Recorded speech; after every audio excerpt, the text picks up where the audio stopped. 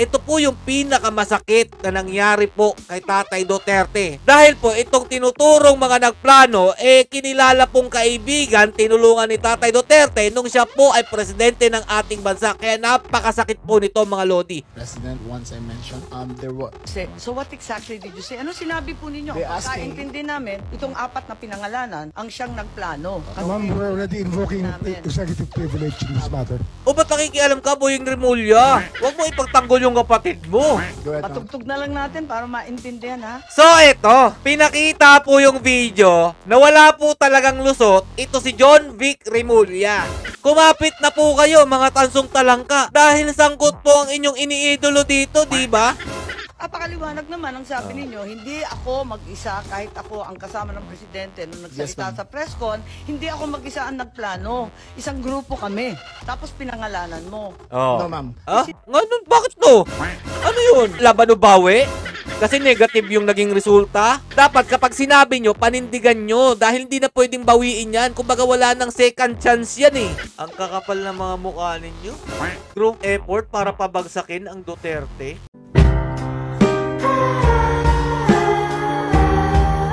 Yo, what's up mga lods? It's Miguel Peps TV. Welcome back po sa ating channel. Gusto ko lang pong ipakita sa inyo ang PDP laban lineup senatorial race ni Tatay Duterte para naman po makabawi po tayo sa kanya at maiwasan po ang impeachment na plano laban po kay VP Sara Duterte. Okay?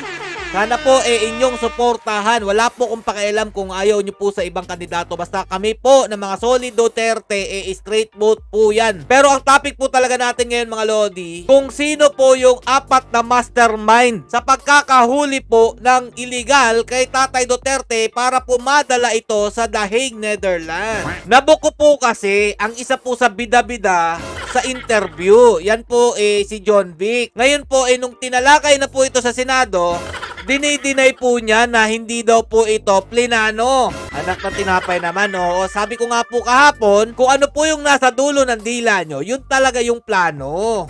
Hindi nyo na pwedeng ulitin pa yung sinabi nyo dahil yun po yung lumabas sa utak nyo, di yun po talaga yun.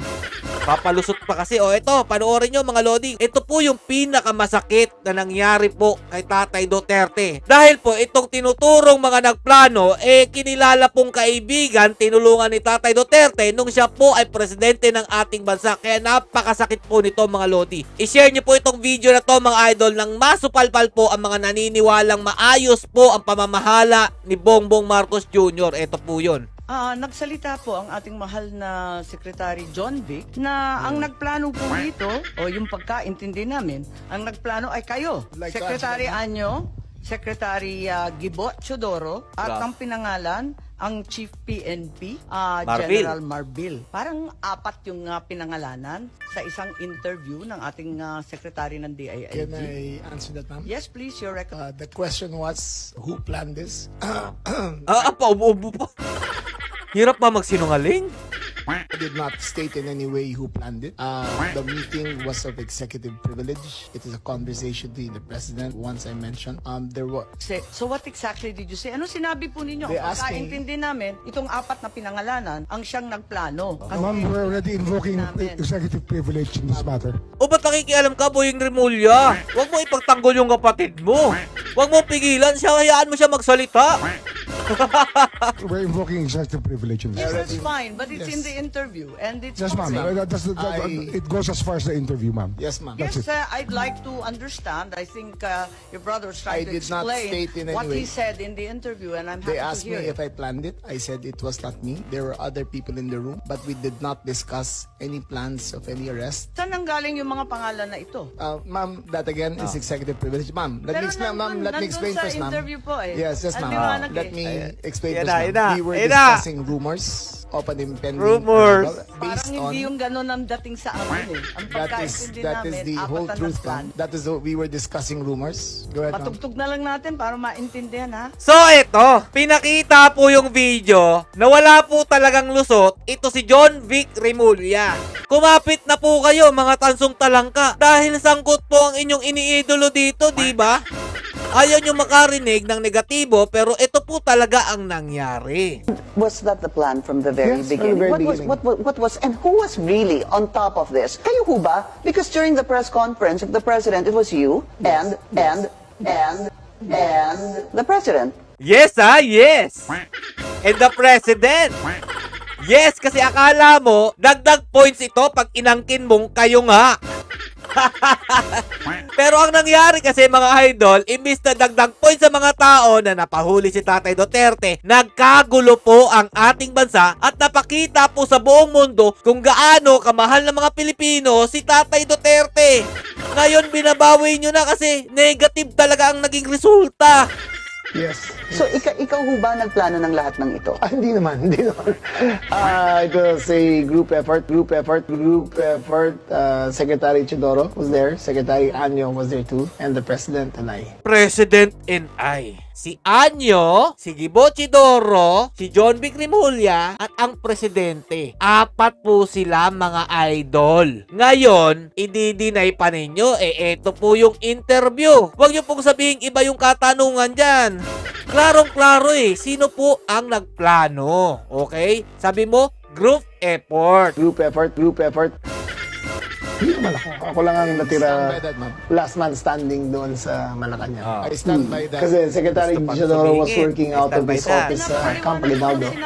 Secretary Anyo, of course, his specialty is intelligence. So he was... Patayin na muna natin. Pakaliwanag naman ang sabi ninyo, hindi ako mag-isa kahit ako ang kasama ng Presidente nung nagsalita sa press con, hindi ako mag-isa ang nagplano. Isang grupo kami. Tapos pinangalanan mo. No, ma'am. Bakit no? Ano yun? Laban o bawi? Kasi negative yung naging resulta. Dapat kapag sinabi nyo, panindigan nyo. Dahil hindi na pwedeng bawiin yan. Kumbaga wala ng second chance yan I state, ma'am, again, executive privilege. But, ma'am, walang executive privilege kasi pinunyag na nila I sa must TV. state it very clear. I just stated very clear that there was no mastermind. We were discussing mainly about what the president's statements were in Hong Kong, and it was based all on that statement. Sinabi ninyo na hindi kayo mag-isa na nagplano, kundi isang There was no grupo. planning, ma'am. Pero yun ang sabi I said, hindi ako nagplano. May isang grupo na nagplano. We were all talking about a rumor, ma'am, and that was all. Ngayon, rumor na lang. Anak na tinapay naman, no? Ito ba yung mga leader ng mga idol na mga tansong talangka? Yung laban o bawi yung statement nila? Rumor lang yon? Yes, ma'am. Group effort ang sabi mo Ang tanong niya kung ikaw ang nagplano, tapos sabi mo, There was no hindi, planning, group ma'am. effort. There was no planning, ma'am. Booking na talaga. Kahit ano pang sabihin yung explanation, palusot nyo dyan, kayo talaga ang may utak kung bakit napunta si Tatay Duterte nang wala po sa oras doon po sa The Hague, Netherlands. Aminin nyo na. Hindi naman mangyayari itong lahat ng ito kung hindi aprobado ng Presidente at wala po talaga nagplano dahil nga po, hindi po pwedeng, kukunin namin dyan yung dating Presidente. Kahit walang pahintulot ng Pangulo ng ating bansa, pwede pala yun. Parang trespassing yun nang himasok kayo na walang pahintulot ng Pangulo. Pwede pala yun, punta kami ng Amerika, may kukunin kami dyan, diba? Hindi naman pwede yun, magagalit si Trump pag ganon. Dahil hindi po mangyayari itong lahat ng ito kung wala po talagang plano. I hope that we can respect executive privilege. Pero ngayon, sinabi Ngayon, kasi sa executive TV, privilege paliwanag naman nila sa atin kung ano ibig sabihin. Kasi ang sinabi, hindi ako mag-isa na nagplano, may grupo kami. They asked me if I had planned it. Sabi ko, I did not plan it. I said we were there. And not to skirt, ma'am, executive privilege. It was mainly because of the statements of the former president in Hong Kong that he said, in his words, ma'am, in Hong Kong, that I think you have a clip. He said that ang reading ko ay may ICC warrant of arrest na. That was the best of my recollection, ma'am. So anong pinag-group effortan? Anong To discuss the rumor, ma'am. grupo na That, again, ma'am, pinangalanan nyo? as far as I will invoke executive privilege, there was you cannot plan on a rumor, ma'am.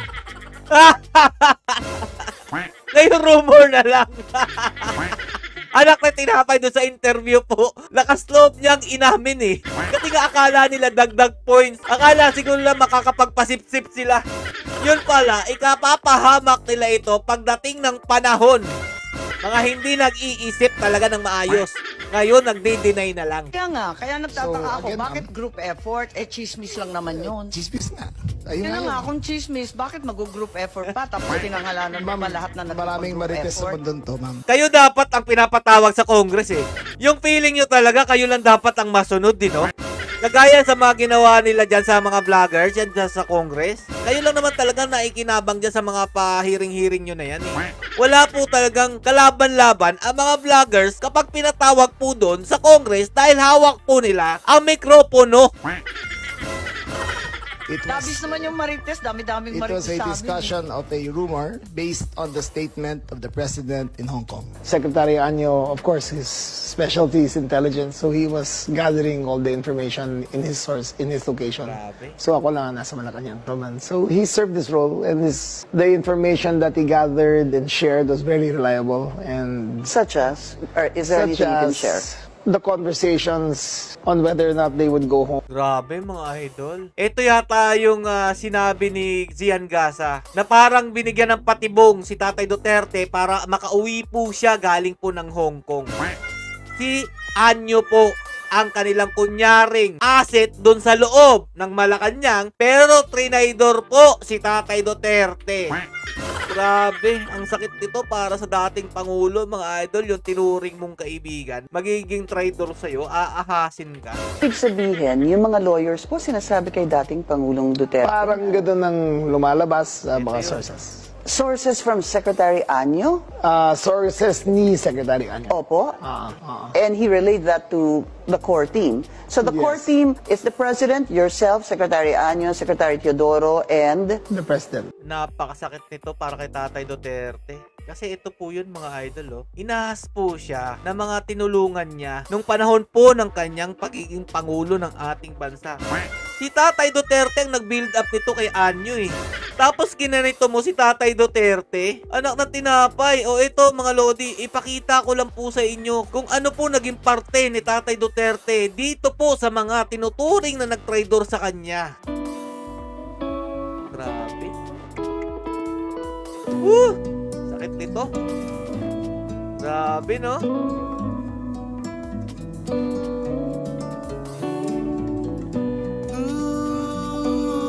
Sobrang sakit, mga idol. Sobrang sakit talaga. Ganito po talaga ang politika. Diba? Bihira lang po ang may loyalty pagdating po sa politika. Ito pa, sige po. Grabe. Ang kakapal ng mga mukha ninyo. Group effort para pabagsakin ang Duterte. Grabe naman yan. Sobrang nakakalungkot mga Lodi. Ang hirap po makahanap ng tunay dyan. Pero yung natirang tunay mga idol, please lang po, tulungan po natin sila makapasok sa Senado. Huwag na po tayo papalin lang mga idol sa mga taong ganto. Kunyari, may malasakit sa mga Duterte, pero sa bandang huli, sila po ang magiging dahilan para po magkagulo ang ating bansa. Uulitin ko sa inyo mga Lods, para makabawi po tayo kay Tatay Duterte sa ginawa niyang kabutihan sa ating bansa. Straight vote po natin ang PDP Laban line-up for Senator. Yun lang po ang aking maitutulong. Kahit libre lang po itong pangangampanya ko sa kanila, at least naman po may ginawa ako para po mapigilan ang binabalak po nilang impeachment para po kay BP Sara Duterte na pinapangarap po natin maging presidente ngayong 2028. Hanggang dito lang po muna mga idol. Stay safe and God bless you all. Duterte pa rin.